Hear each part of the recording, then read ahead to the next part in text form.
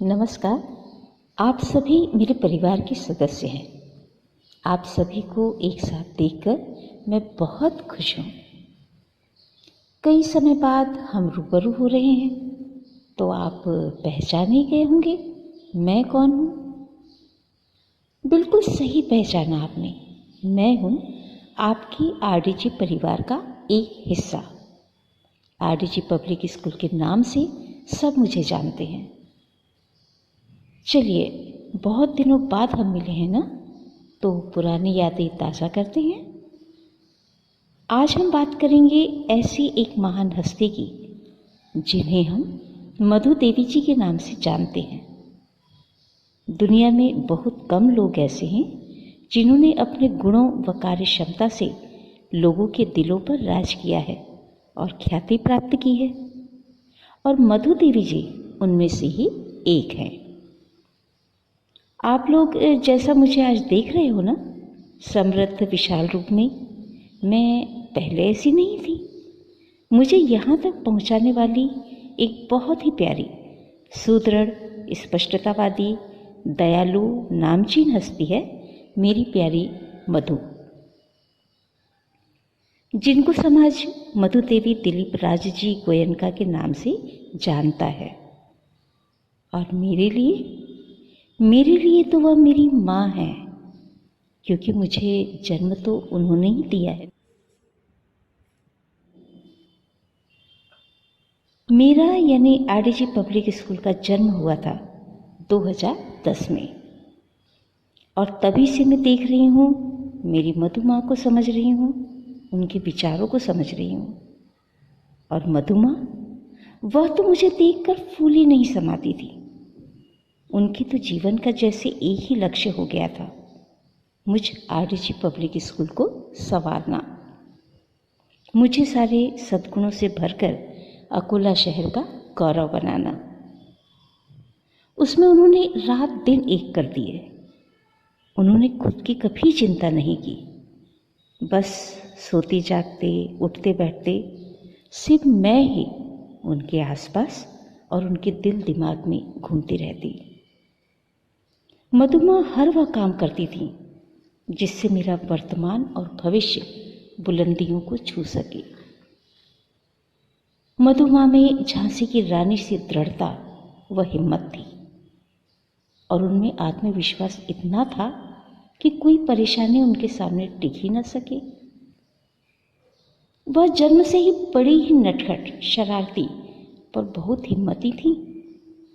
उनका जन्म 4 दिसंबर 1959 को हुआ था। और वो कहते हैं ना कि पूत के पाँव पालने में ही नजर आ जाते हैं, वैसे ही मधु के गुणों की पहचान बचपन से ही हो चली थी। गुणों की धनी, गजब की सुंदर ताकत और चुलबुली मधु माँ की एक दिन मुलाकात हुई हमारे बाबूजी श्री दिलीप राज जी गोयनका जी से, और बस बंध गए दोनों विवाह बंधन में। 15 जून 1983 में हमारी मधु दिलीप राज जी गोयनका बन गई, जिनको देख दिलीप राज जी, जो गुनगुनाने के शौकीन हैं, बरबर से गुनगुनाने लगते। फिर आगमन हुआ एक नन्हे राजकुमार का, जो खुशियों की बहार और रिश्ते की महक बन आया, जो सौरभ कहलाया। फिर एक दिन वह भी आया जब मधु माँ ने कई बच्चों के भविष्य को संवारने का विचार किया और मुझे जन्म दिया।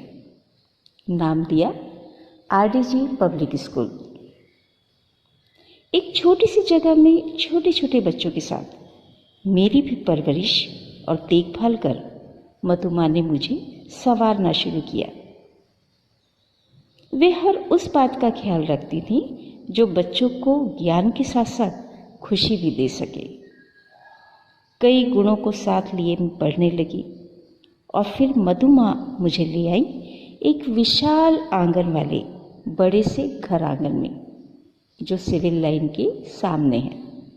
मधु माँ मुझे निखारती रहीं, और जल्दी ही मेरी ख्याति पूरे अकोला शहर में फैल गई, और लोगों को विश्वास होने लगा कि उनके बच्चों के विकास के लिए उनके घर से कुछ कदमों की दूरी पर आरडीजी पब्लिक स्कूल से बेहतर और मधु की निगरानी से मिले संस्कारों से बढ़कर कोई दूसरी जगह है ही नहीं। बच्चों की संख्या और हम सबसे लगाव और बच्चों के विकास के लिए की जा रही उनकी हर कोशिश काबिल तारीफ थी। उन्होंने कभी भी पैसों को महत्व नहीं दिया। वह हमेशा यही चाहती थी कि हर तबके के बच्चे को वह अपने स्कूल में हर क्षेत्र में पारंगत बना सकें। उनका एक ही उद्देश्य था, फीस नाम मात्र की और ज्ञान सुरक्षा बेहिसाब।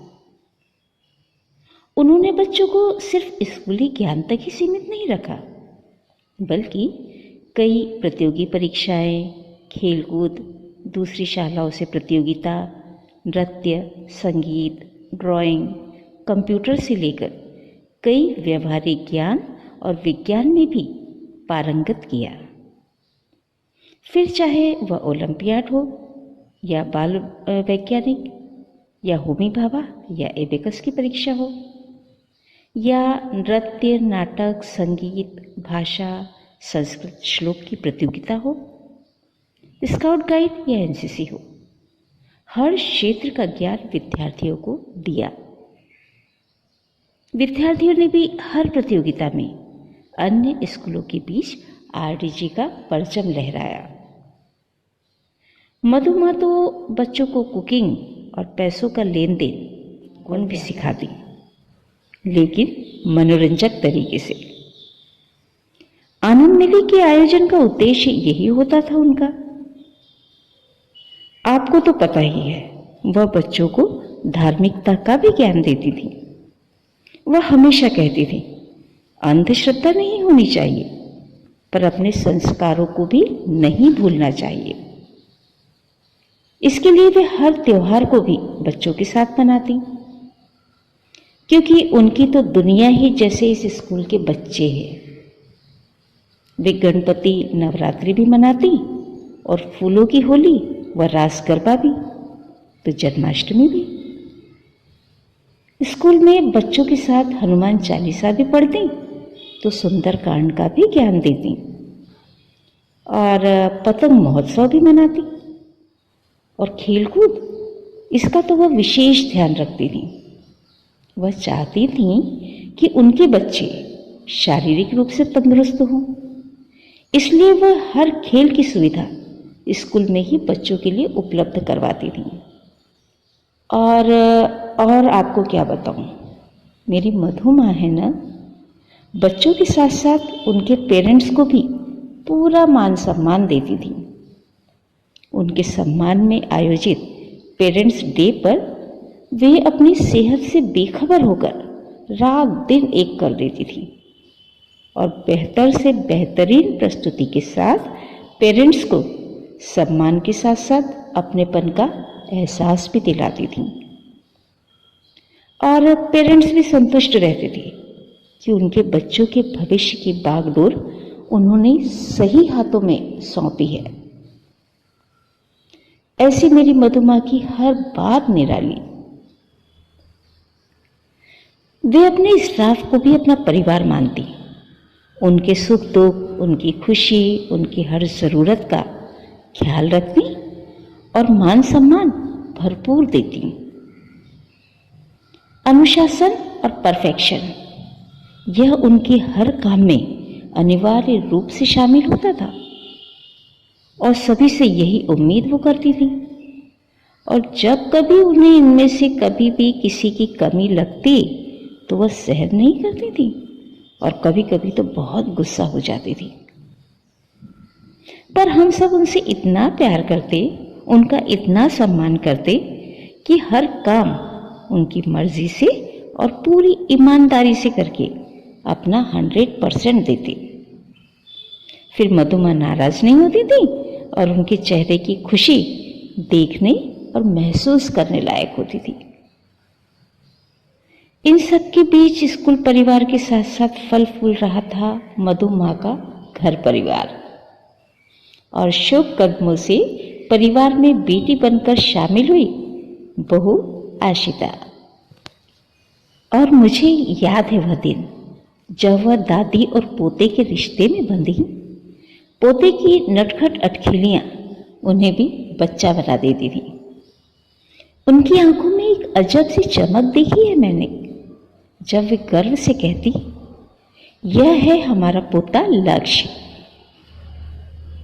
जीवन के इन सभी पड़ाव पर, हर कदम पर उनका साथ, उनकी हिम्मत बनकर चले उनके हमकदम और हमसफर बाबूजी।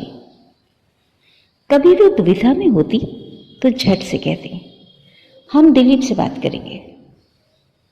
उनका यह विश्वास हमेशा कायम रहा और आज भी है।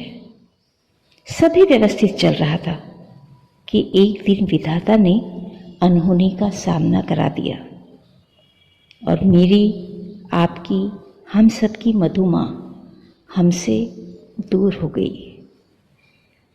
मधु का और मेरा साथ छूट गया।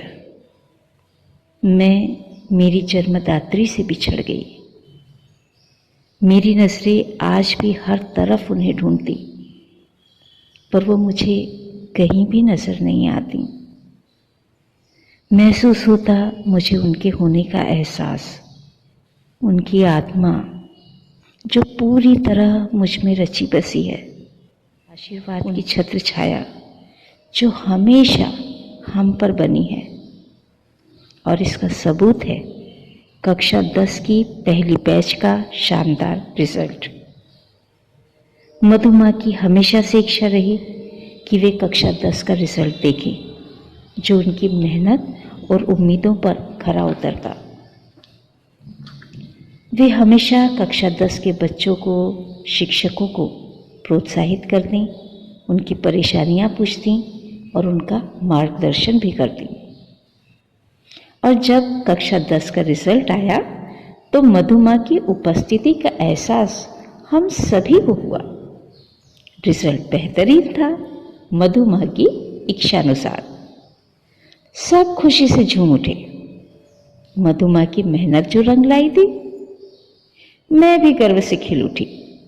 और बाबूजी, उनकी तो खुशी देखते ही बनती थी। कभी उनकी आंखों से खुशी के आंसू छलकते तो कभी मधु की तस्वीर को देखकर मुस्कुराते। स्कूल का नज़ारा अद्भुत नजर आया मुझे। और उस दिन मुझे यकीन हो गया कि हमारी मधु माँ, मेरी जन्मदात्री मधु माँ यही है, यही है और बस यही है।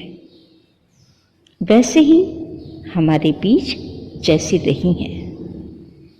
शरीर नजर नहीं आता, पर आत्मा यही है, मुझ में समाई, मेरे साथ और सदा रहेगी। धन्यवाद।